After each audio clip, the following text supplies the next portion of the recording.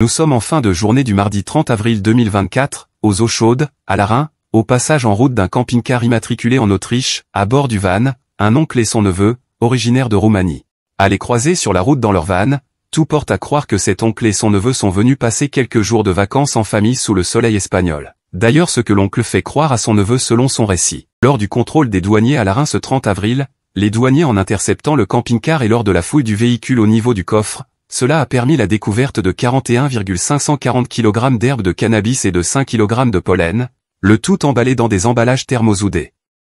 Selon le récit de l'oncle, dont le nom Lucian Miu, bientôt 42 ans, il explique que son neveu est mis hors de cause et que son neveu a accepté seulement de lui donner un coup de main pour réaliser son projet dans le cadre d'un voyage de vacances en famille en Espagne.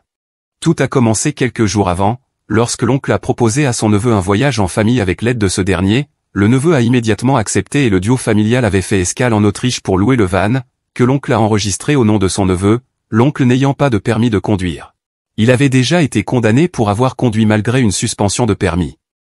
Profitant de l'absence du neveu qui avait été envoyé faire des courses de son oncle, le prévenu roumain, âgé de 42 ans, a chargé le coffre du véhicule de 41,54 kg d'herbe de cannabis et 5 kg de résine de la même plante. Il devait livrer la marchandise à Francfort en passant par la France, contre une rémunération de 4 000 €.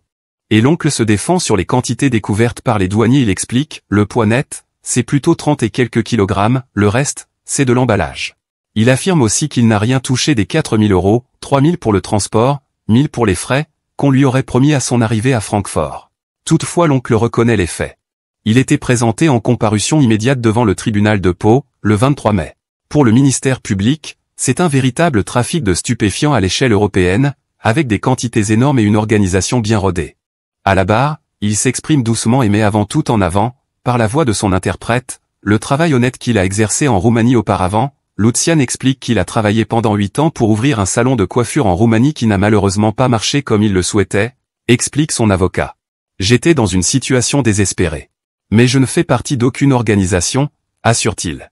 Et s'il n'a pas donné le code de déverrouillage de ses 2 téléphones, c'est parce qu'il ne voulait pas que les enquêteurs accèdent à WhatsApp et que ses commanditaires pensent qu'il avait volé la marchandise. Aux yeux de la loi il s'agit comme d'habitude de la technique d'argent facile. Son conseil déplore la tentation de l'appât de l'argent facile. Le quarantenaire avoue s'être trouvé dans une situation désespérée et regrette tout ce qu'il s'est passé. Avec une petite fille de 7 ans résidant à Grenade avec sa mère, il fait souvent des allers-retours entre la Roumanie et l'Espagne. Dans le dossier, il explique que c'est ce qui a conduit ses fournisseurs à le contacter. Ils refusent toujours de révéler leur identité, par peur des représailles. Son casier judiciaire européen le place en récidive pour trafic de stupéfiants. C'est une condamnation de 2021 pour des faits de 2015, relève la défense. Selon le résumé du parquet, à l'audience de ce jeudi, c'est un conducteur roumain d'un van autrichien qui s'est fourni en cannabis en Espagne et devait le livrer en Allemagne, et il s'agit bien d'un parfait camoulox du trafic européen de stupéfiants. La douane lui réclame une amende de 80 000 €, à laquelle le tribunal correctionnel de Pau le condamne, en plus de 2 ans d'emprisonnement, soit 1 an de moins que les réquisitions du parquet, et d'une interdiction du territoire français pour une durée de 10 ans.